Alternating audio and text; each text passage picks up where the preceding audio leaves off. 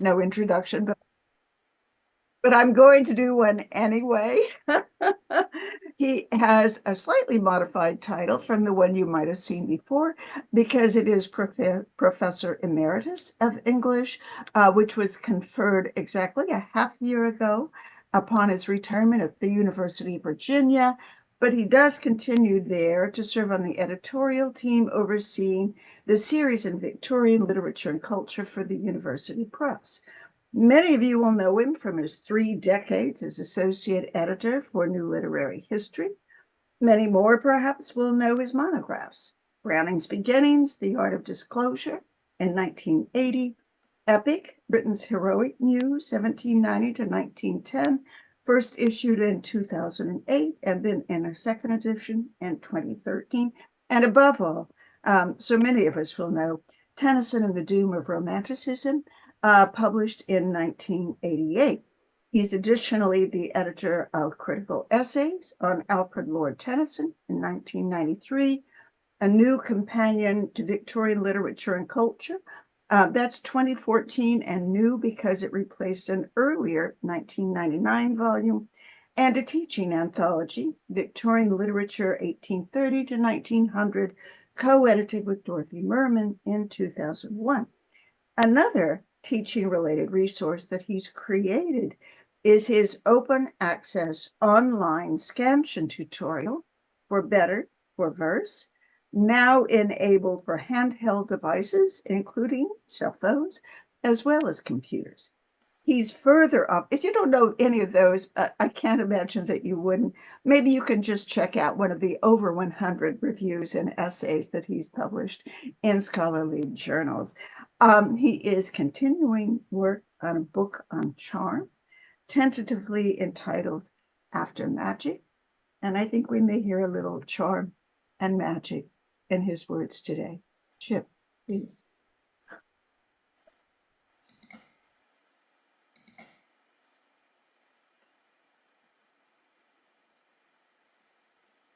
Chip, you are muted, or you were when I last looked.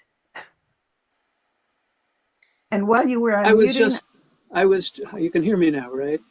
Is yes, the volume about right? I'm speaking into a special microphone, and I hope I'm uh, intelligible, at least on that level. I was trying to say sweet things back to you, Linda, about your having introduced me and what a privilege it is to have you as an introductress. Thanks for doing it.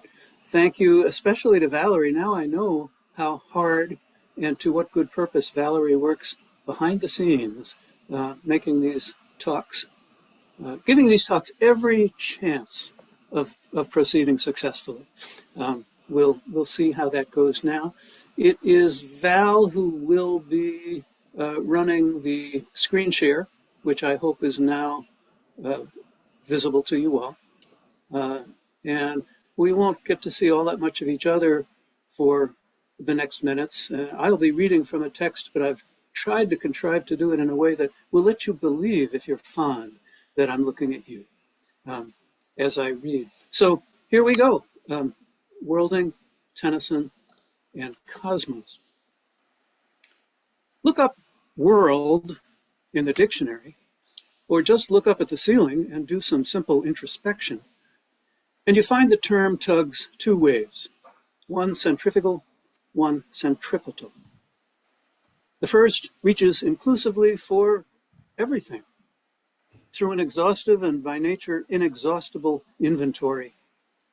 The second grasps that everything as a whole, knitting particulars into a system, systems into a network, networks into what everybody suddenly stopped calling, just as I was getting used to it, a worldwide web.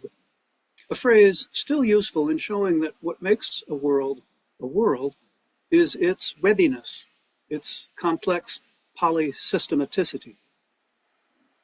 In one sense, the trope of the world stretches, encompasses, and obtains.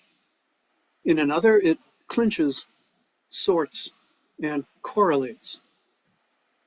Furthermore, the dynamic equipoise between these two senses of world reflects a need we discover for both of them when we engage, if only as armchair phenomenologists, in the contemplation of what's called worlding.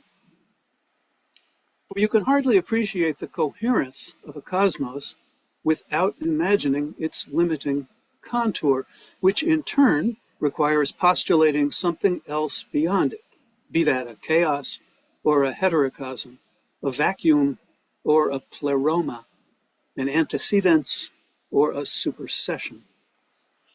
But then this extra from over the horizon, in its out of this worldliness, demands assimilation into the very world picture that, having mistaken it for a frame, stands convicted of not thinking big enough and compensatorily upscales itself, dials up or dilates to accommodate what can, by definition, never have been truly extraneous in the first place, given that the first place, when the world is your frame of reference, is everywhere.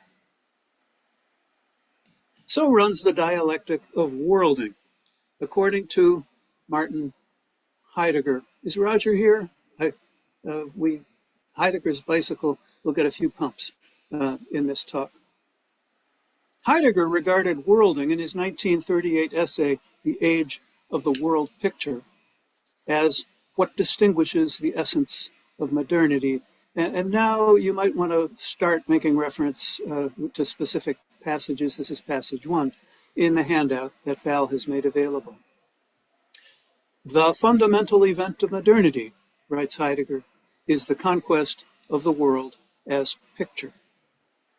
Because as soon as the world becomes picture, the position of man is conceived as world view.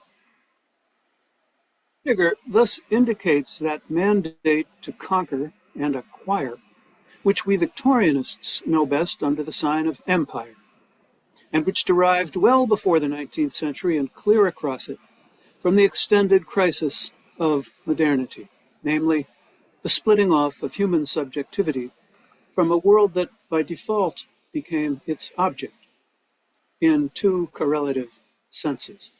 The world as pictured object became an openly exploitable resource for the production of material goods, in the same stroke that hailed the world itself as a produced object, a construct, a representation, whose plasticity varied with the worldview from which it was regarded. While Heidegger remains the foremost philosopher of worldedness, these glancing references of mine to worldview and representation, Weltanschauung and Vorstellung, may remind us that he wasn't the first. That honor goes to Arthur Schopenhauer, who in The World as Will and Representation had laid out the dialectic with which Heidegger in his day, and we global humanists in ours, have continued to grapple. Quotation 2 on the handout. Schopenhauer founded an influential philosophy on the proposition, the world is my representation.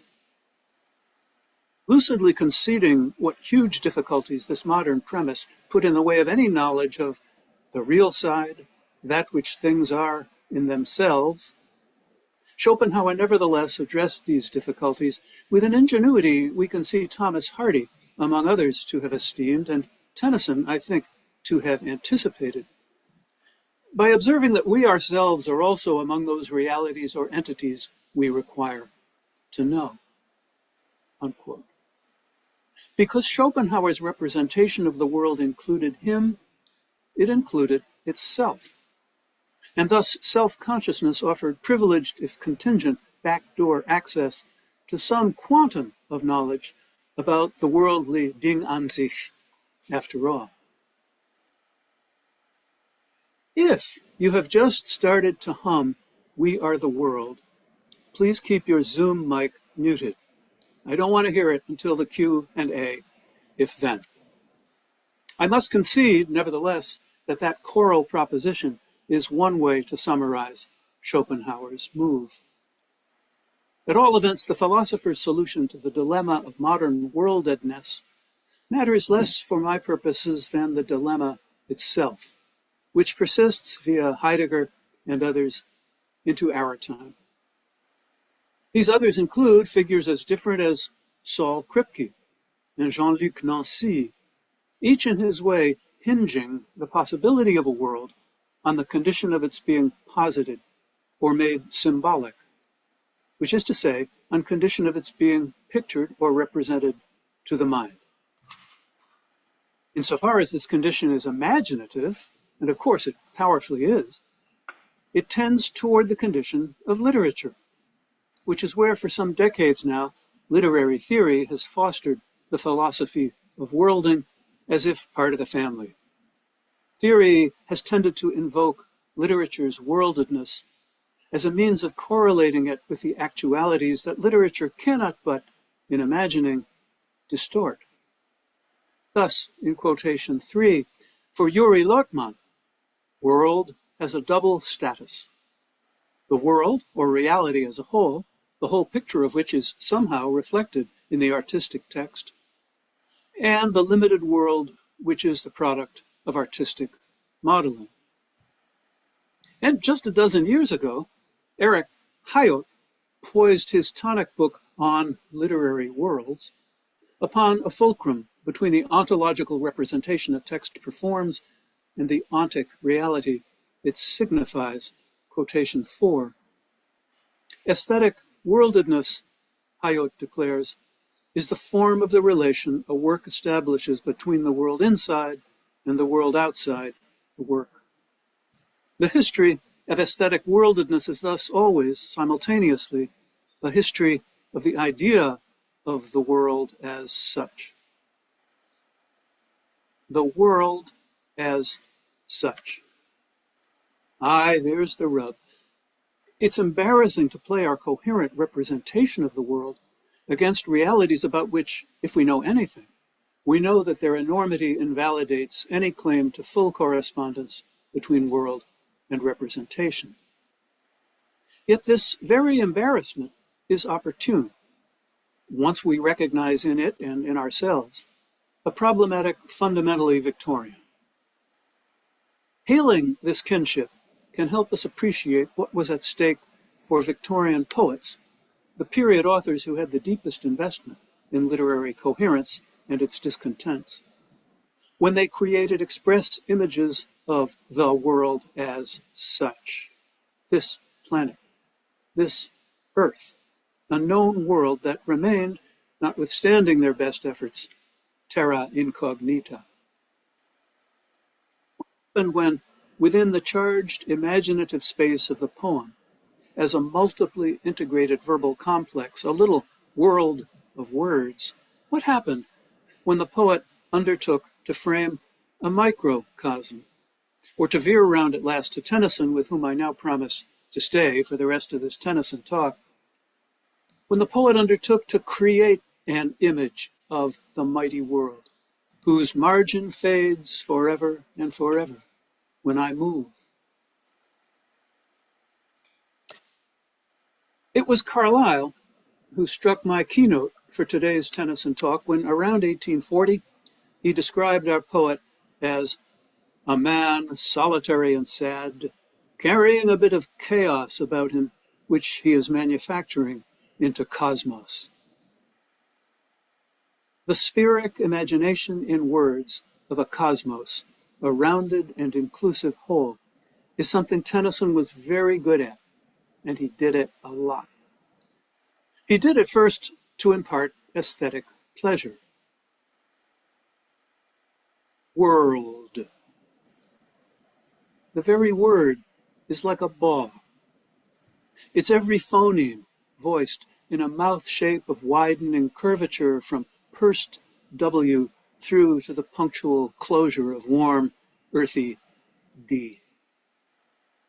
World. And the harmonic onomatopoeia that rounds the word world into a holistic signifier also organizes any number of Tennysonian lines that contain the word. Take, nearly at random, quotation 5 from Vivian's pagan hymn in Balin and Balin. The whole wood world is one full peal of praise, upholstered with initial alliteration, wood, world, one, peal, praise, and more subtly secured with terminal liquids, whole, world, full, peel, and at midline a not so far off rhyme between is and praise. The line sings with the resonance it sings of, much as it's bilaterally balancing spondees, whole, wood, world, one full peel, bestow on wholeness, unison, and completion the redundant but welcome stress of a double diapason. Or take a line you will know better, number 6A, from Locksley Hall. Let the great world spin forever down the ringing grooves of change.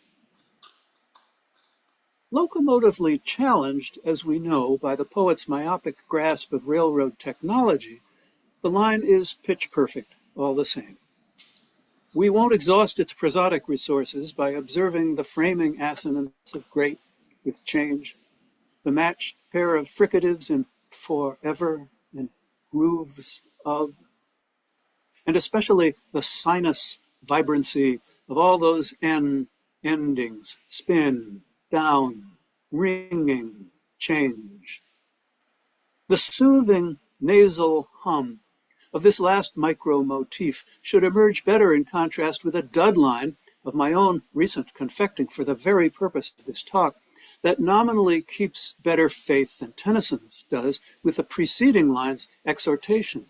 Forward, forward, let us range. Let the planet tread its path along the upward slope of change. Tucker's line, 6B, plods ahead. Tennyson's zings along with a spin-doctoring lubrication fit to solve Victorian anxiety about rapidly changing times by making change feel as friction-free as the rotation and orbit of the world, which, as the preparation of this paper has let me see for the first time, is as much a referent here as is the railroad. Those misprized ringing grooves don't just resound with music of the spheres, they also describe and maintain the Earth's elliptical itinerary, in obedience to the same gravitational pull that we Earthlings incessantly feel, that Tennyson's down subliminally acknowledges, and that my up awkwardly countervails. Can't see his face, but hats off to Eric Gray, en passant, for highlighting this same pun in Ulysses, where far on the ringing plains of windy Troy denotes at once an action soundtrack and a battlefield arena. Ringing. So invested in the representation of wholeness is the Tennysonian worlding imagination that it can perform its mimesis without even using the key word. The first passage I thought of, in fact, when undertaking today's talk, lacks it, namely the injunction to prayer that crowns the king's last speech to Bedivere in Mort d'Arthur.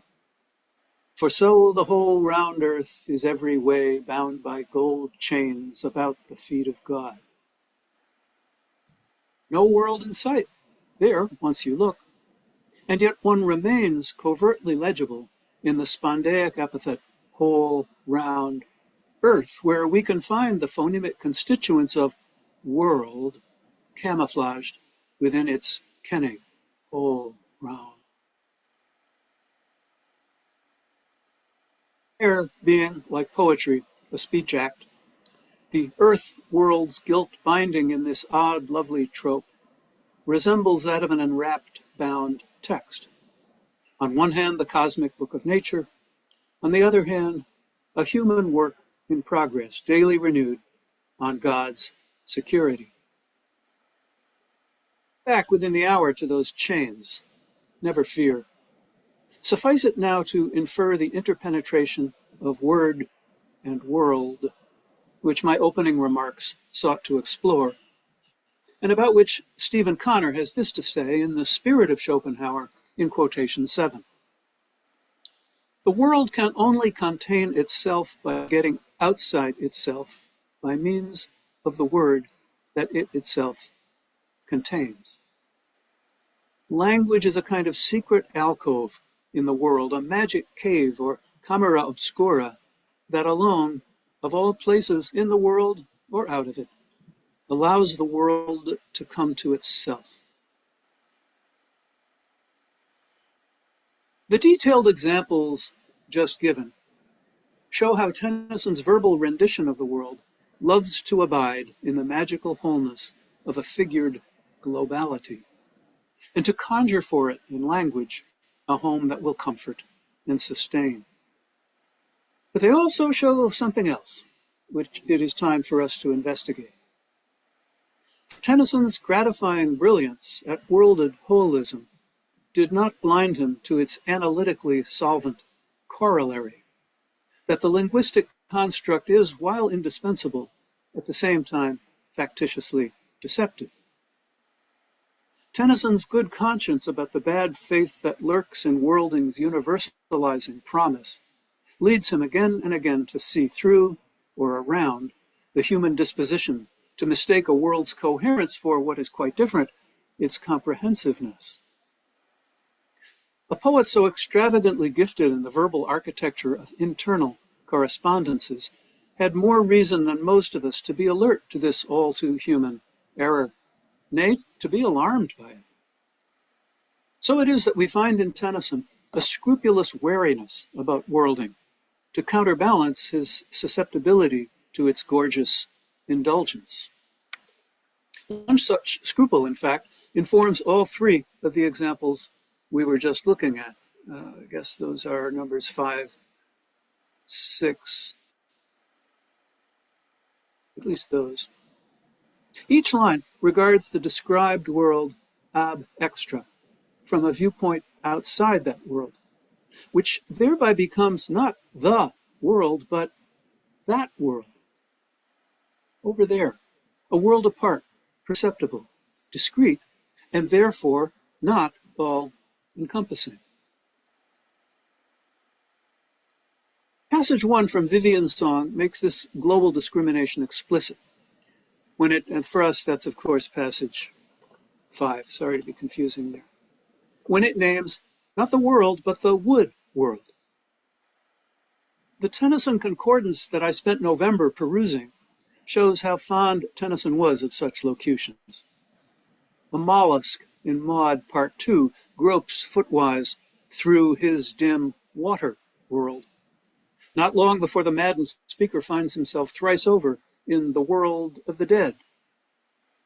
This last verges on cliché, like the repeated cataleptic world of ghosts in The Princess. But when we group such phrases with boutique coinages like a flat malarian world of reed and rush in The Lover's Tale, and the impatiently dismissive myriad world from the late frosty God and the Universe, there emerges a career-long Tennysonian concern to put the world, which is again, for this paper's purposes, the imagination of a totality, in its place, to trim it to measure, and grasp its inexorable relativity. A water world implies a land world, a wood world, a prairie world, as surely as the she world of The Princess implies, and at length provokes into aggressive rejoinder, a he world of patriarchal privilege. Tennyson's worlds turn out to be endocosms, or heterocosms, embedded worlds within worlds, or plural worlds beyond worlds. All prove to be spheres of influence, at most, as in the socio-political aspect of our key word as le monde, of compromise, expediency, fashion, for which today's paper has scant room.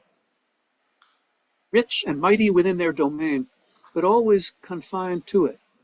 Such worlds can never truly be the universals that we reeds and snails and men and women are liable to take them for.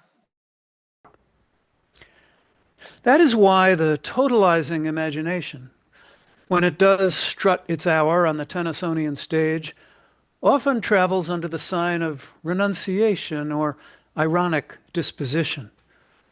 The poet rapt on high may catch the deep pulsations of the world at a climactic moment of In Memoriam's Lyric 95. But then, in an anticlimactic relapse, his trance was cancelled, stricken through with doubt. For King Arthur, in youthful triumph, the world was all so clear about him that he saw, well, he saw it all, spanning everything in worldly ken from rocks to stars in the coming of Arthur. The mature king, however, while still subject to visions in which this earth he walks on seems not earth, that's the Holy Grail, has learned to keep such grandeur strictly under administrative supervision in the name of raison d'etat. A very early rehearsal of comparable visionary aggrandizement appears in Tennyson's teenage Armageddon. Yet when it recurs verbatim, a little later, in the undergraduate prize poem Timbuktu, it has been subordinated to, essentially, a lesson in literary and cultural history along the great vine of fable. These dispositions of the sublime effect a reduction that may transpire with most simplicity in the bathos of Will Waterproof's lyrical monologue, the next passage on our handout.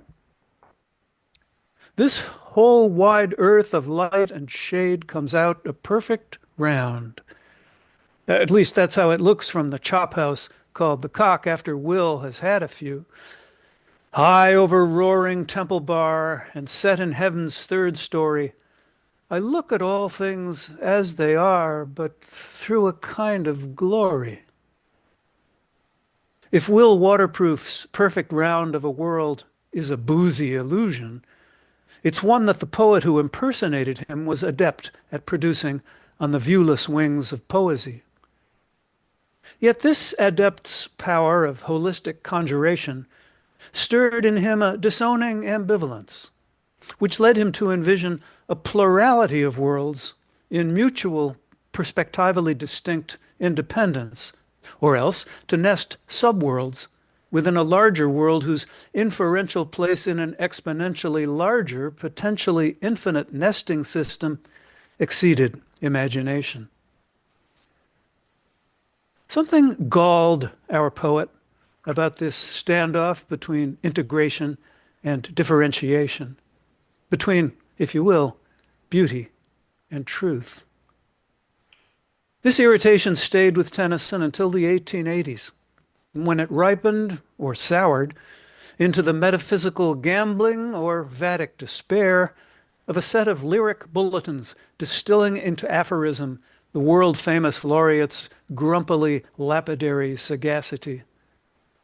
Thus, in despair, the only worse prospect than the soulless sons of the limitless universe is that of the dark little worlds running round them, which recurs in vastness as the annihilation of vanished races on many a planet by many a sun.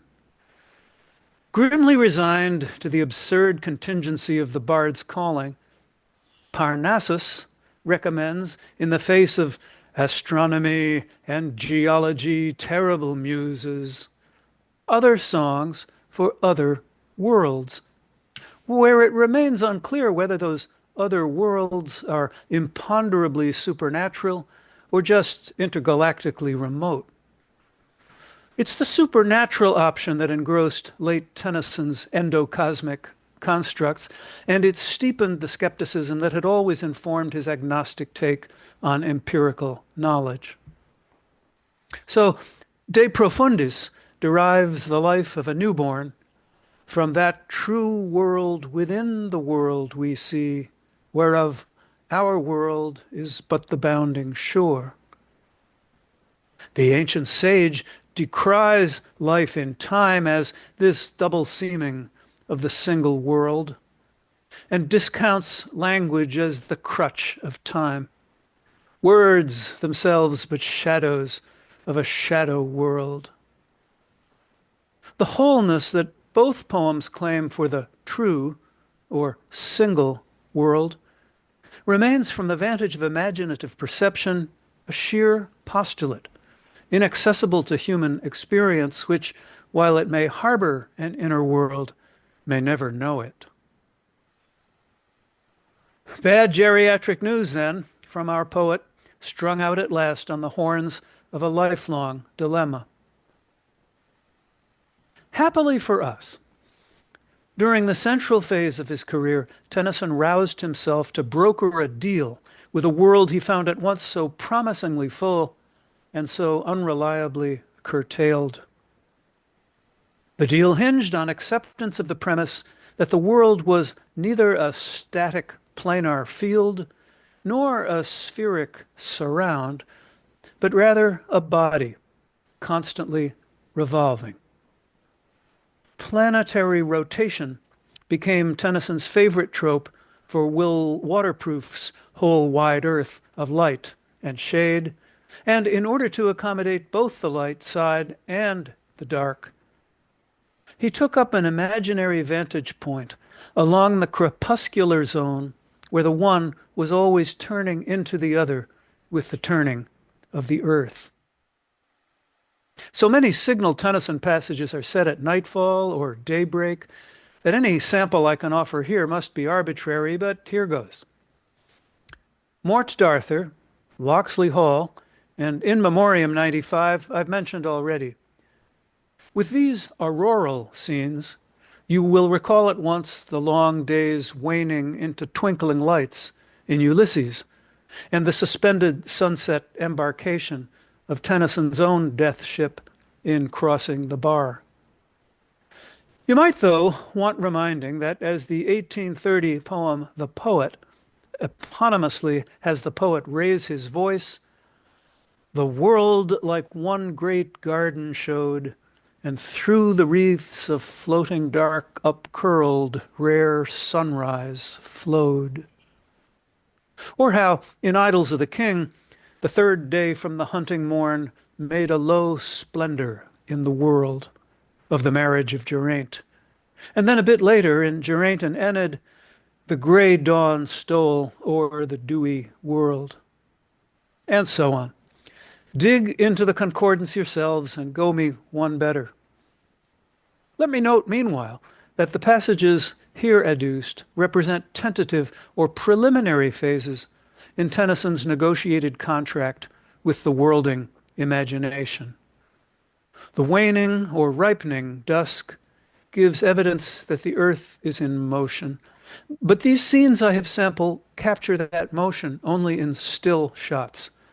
The turning of the world is to be inferred from them, but is not rendered kinetically. Perhaps the most poignant such case is that of Tithonus, whose unique relationship, not just with the dawn, but with the dawn, the goddess Aurora, appears strictly confined to one single meridian of longitude, where Aurora pays her one daily visit, only to strand Tithonus unfulfilled at the quiet limit of the world. Aware, that is, of the limitations of worlding, but bereft of its diminishing returns. Tennyson's brainstorm, not in these twilight snapshots, but in the three poems I now propose to tour with you, is to book his reader a passage on Aurora's chariot. That is, to render the Earth's rotation as an imaginative trip spanning 24 hours and 360 degrees. The following poems don't merely register sunset and sunrise as familiar effects of an inferred cause, they mobilize the cause itself by means of poetic devices that both defamiliarize and renaturalize the world as it turns. The first poem, and probably the least familiar, dates from 1842. Just by its first line. Move eastward, happy earth, and leave yon orange sunset waning slow. From fringes of the faded eve, O happy planet, eastward go, till over thy dark shoulder glow thy silver sister world, and rise to glass herself in dewy eyes that watch me from the glen below. Ah, bear me with thee, smoothly borne, dip forward under starry light, and move me to my marriage morn, and round again to happy night. How are we doing? I'm hearing some vocal feedback. We probably should be muted. Might be Martha. Martha, could you Oh, mute it's yeah, yourself, Martha. please? Yeah, yeah. Could you mute, please, Martha?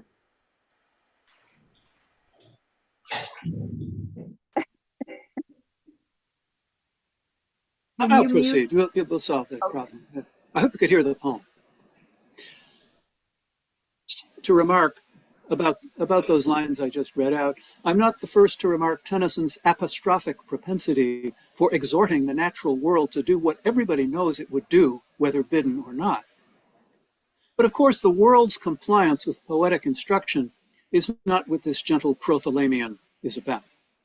If anything, the opposite is the case. All the apostrophe here serves to manage not the world, but the worlding mood that grounds speaker and world in relationship. The speaker's glad accommodation to given circumstances, his imaginative acquiescence in the condition that worlding's chief theorist Heidegger called being at home in the world one has been thrown into.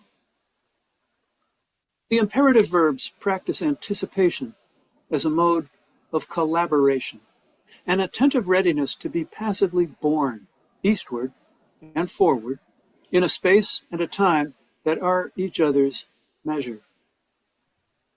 The tetrameter quatrains beat with such metrical regularity that it takes the two unique spondaic exceptions, dark shoulder in line 5 and dip forward in line 10, to limn the world's body as that of a dancer, leading the human lovers around like partners in a heavenly choreography lit by sun, moon, and stars.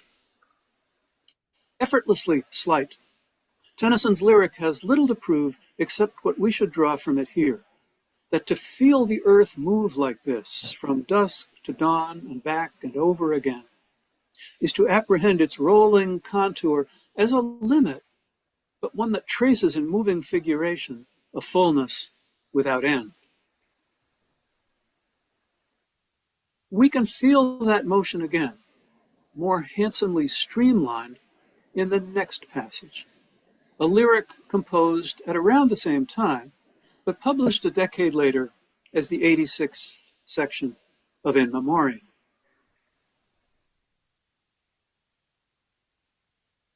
Sweet after showers, ambrosial air, that rollest from the gorgeous gloom of evening over brake and bloom and meadow, slowly breathing bare the round of space, and wrapped below through all the dewy tasseled wood, and shadowing down the horned flood in ripples, fan my brows and blow the fever from my cheek, and sigh the full new life that feeds thy breath throughout my frame, till doubt and death, ill brethren, let the fancy fly from belt to belt of crimson seas on leagues of odor streaming far, to where in yonder orient star 100 spirits whisper,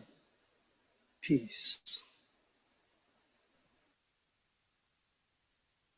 Another extended apostrophe, another phalanx of imperative verbs that, under cover of invocation, don't just describe the evening scene, but animate it, and in a double sense. The poet not only sets the air and trees and river in motion,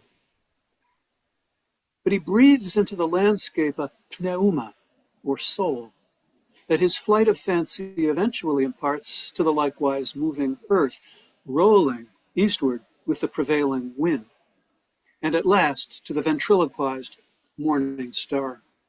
At least that's what I think happens in this stately and wonderful lyric.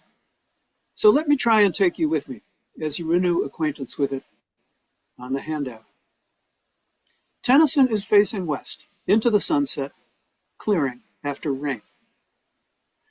The change in the weather smells delicious on the western breeze, which reaches him through a vernal woodland and down a flowing stream. It also therapeutically cools his fevered skin and fills his lungs with fresh air, clearing his mind of morbid anxiety, and moreover, inspiring his hitherto beclouded imagination. The fancy, thus launched, flies at supersonic speed over the gorgeous western horizon, upwind, that is, and at the same time counter world-wise, to glimpse in vision and savor aromatically the rotating planet's distant seascapes bathed in crimson as they pass in turn through the crepuscular zone that has by now left the speaker in the fertility of darkness.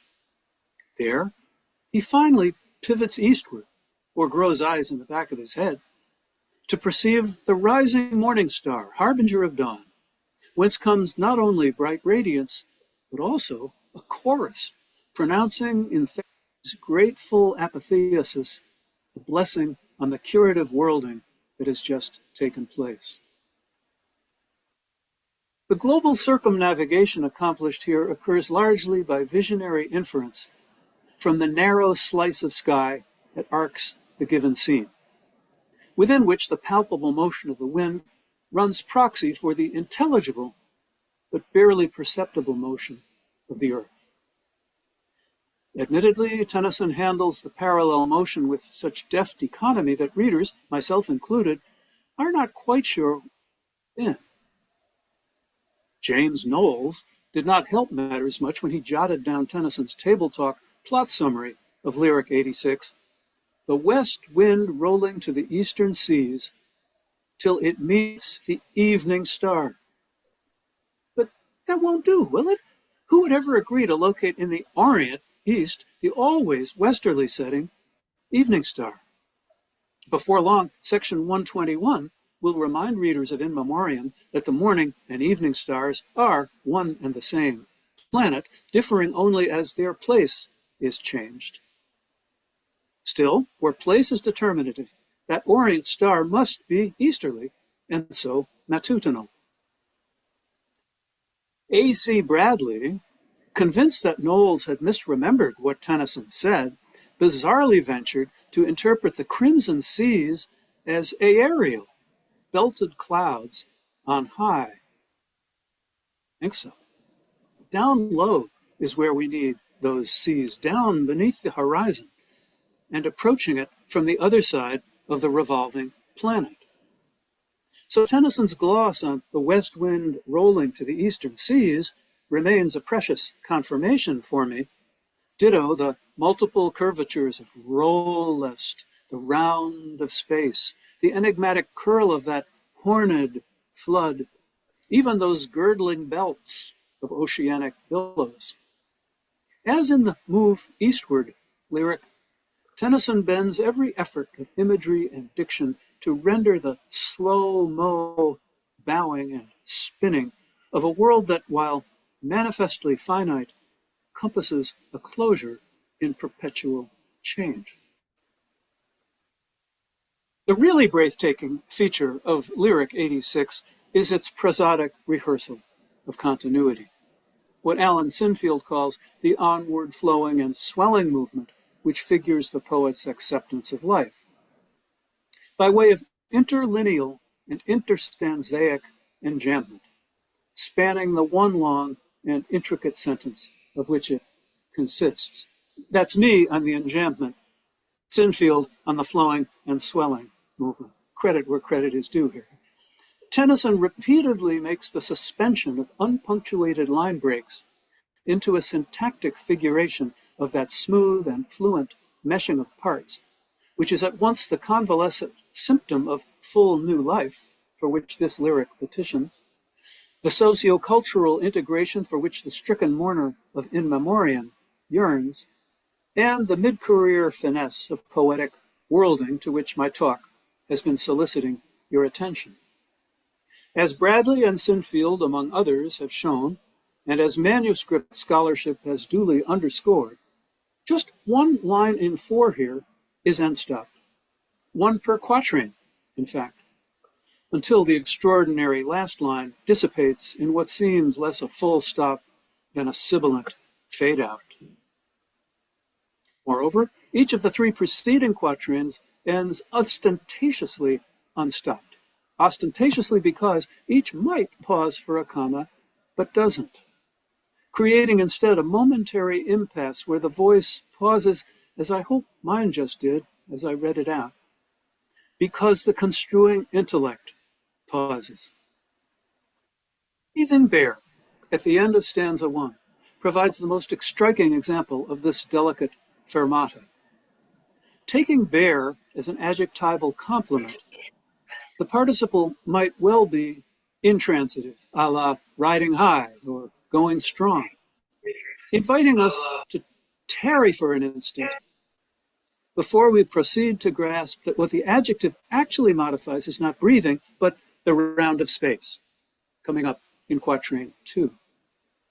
During that interstanzaic hesitation, furthermore, we may even find ourselves rearranging the syntax to make bear an imperative verb, ordering the slowly breathing breeze to, as it were, clean up the area.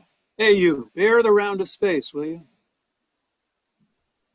I don't endorse this as the reading of bear, but I don't forget it either, en route to the stanzaic crossings that lie ahead.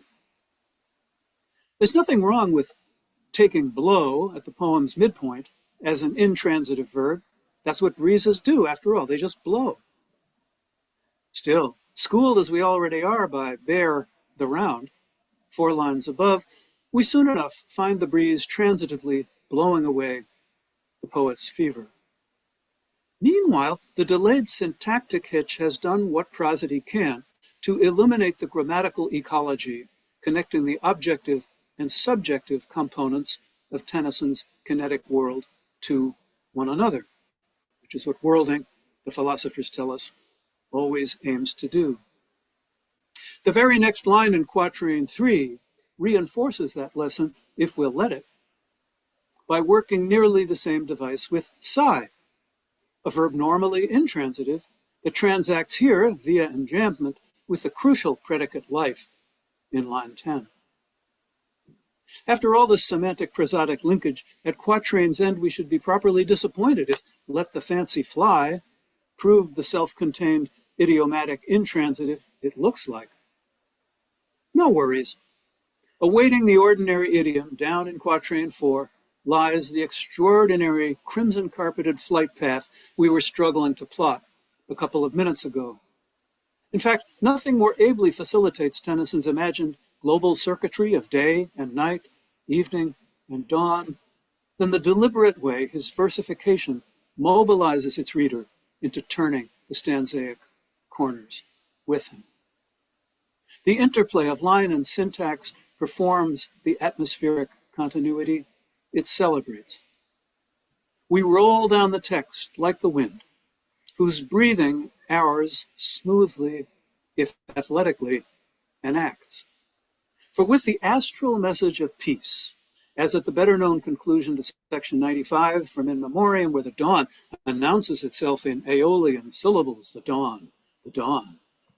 Here, the object addressed by Tennyson's initial apostrophe talks back as a subject in its own right, a breeze that has become a spirit.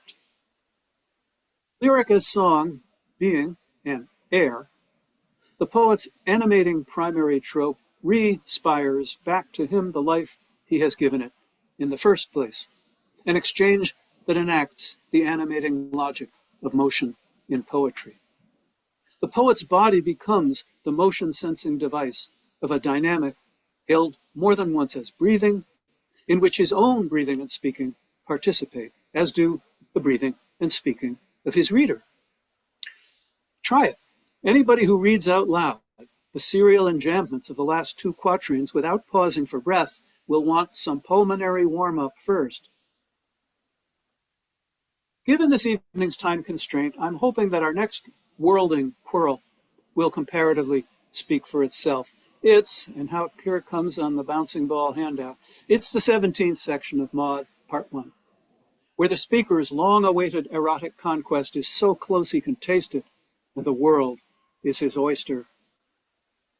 Before reading it out, let me mark in advance its incantatory quality. It's versed from start to finish, with one exception, in that spell-casting favorite meter, catalectic, iambic, trimeter.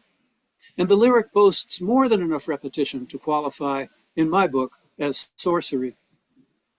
6 lines are recited verbatim at some point, and most of the remaining 16 are end-rhymed or top-heavy with anaphora or both.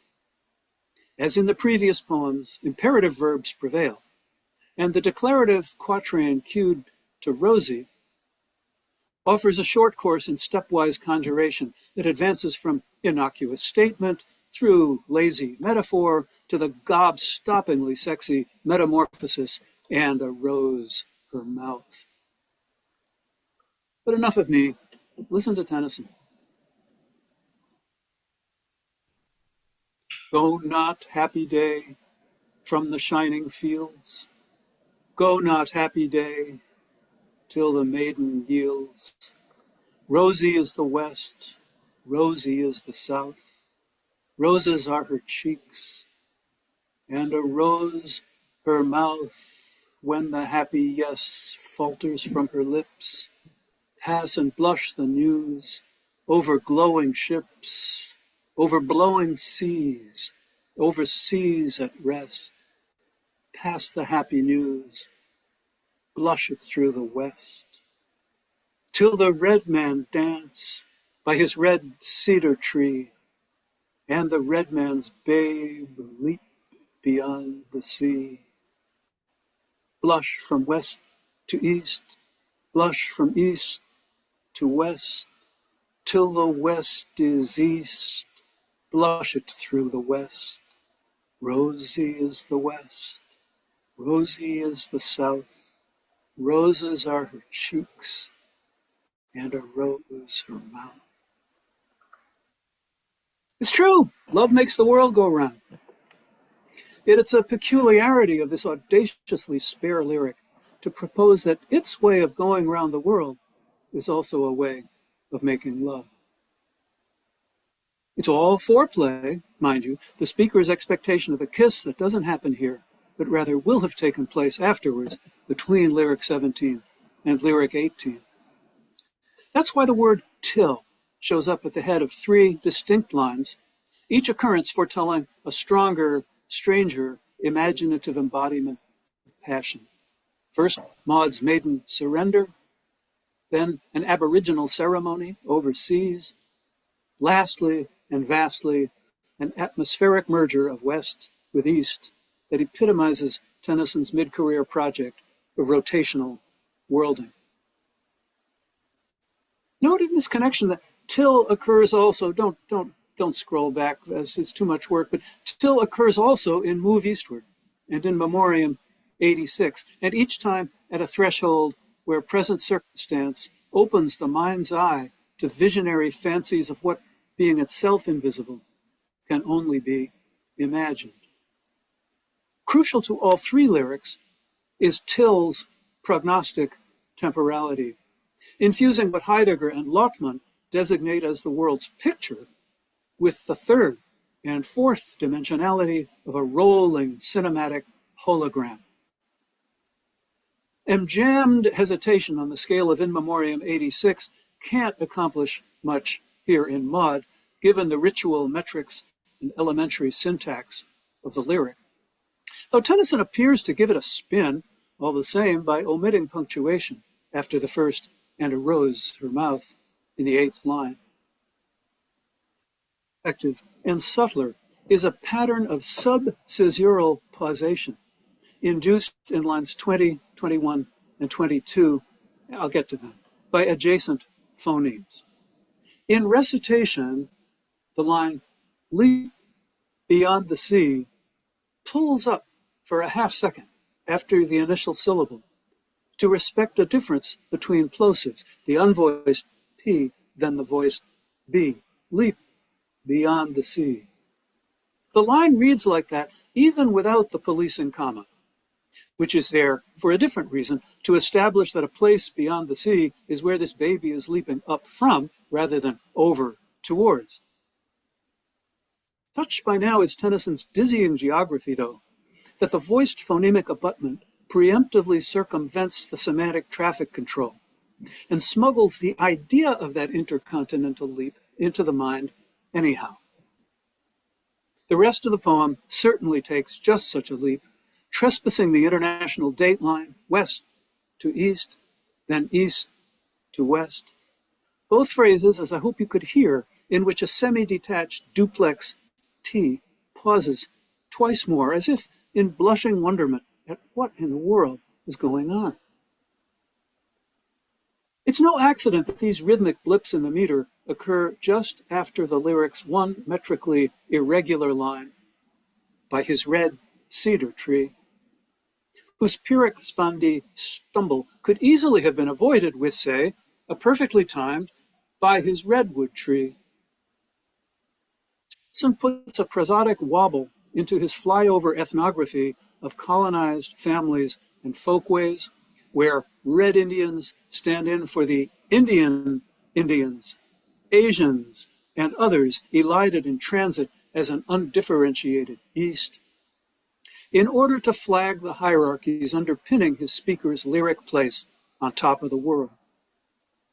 Britannia's ruling the waves, witness those earlier glowing ships, naval conveyors of news, commercial and imperial, as well as their declared cargo of love gossip. It's of a piece with the cartography that has ruled the globe into latitudes and meridians and made east and west name not just directions, but spheres of geopolitical influence. And from these cultural determinants, the Maud speaker's rapt prospect of erotic possession may not be disentangled. When Heidegger declared the fundamental event of modernity is the conquest of the world as pictured, he was probably not thinking about Alfred Lord Tennyson, but we should.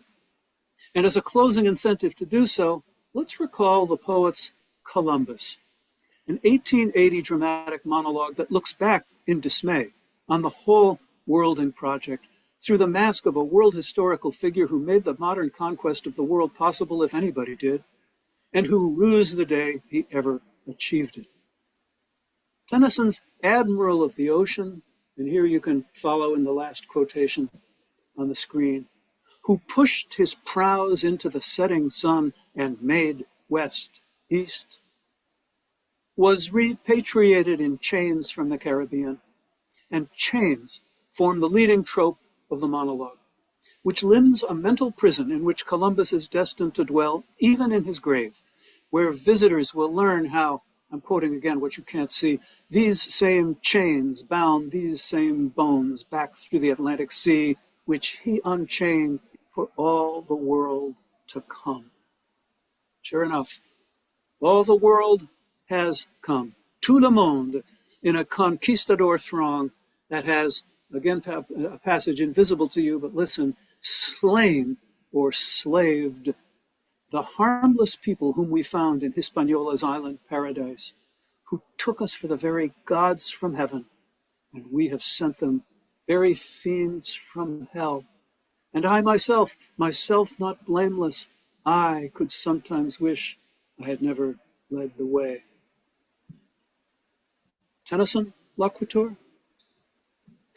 Sees in hindsight what a door for scoundrel scum I opened to the West, where thanks to him, the West has come to denote both a new virgin world west of the Atlantic ripe for plunder and the geopolitical home zone of the European plunderer, located east of the ocean, west of the Eurasian continent, and on the 16th century verge of being everywhere, till the West is east and vice versa. For so the whole round earth is every way bound by gold chains. So a pre-Columbian King Arthur had promised back in 1842. Tennyson's late monologue forswears this binding prospect in what amounts to a palinode for his own adventures of surfing the dawn around a revolving world. As we saw by Fitz half an hour ago, his final phase renounces worlding altogether. Even the lifelong quest of his alter ego in Merlin and the Gleam, a decade later than Columbus, in 1889, traverses a sequence of landscapes, but it doesn't compass a world. Man's last limit, on the border of boundless ocean, Merlin, Ulyssean, roaming over an untraveled but navigable orbis terrarum, but to a gleam that is, at last, quite out of this world. Thanks for your patience. That's the talk.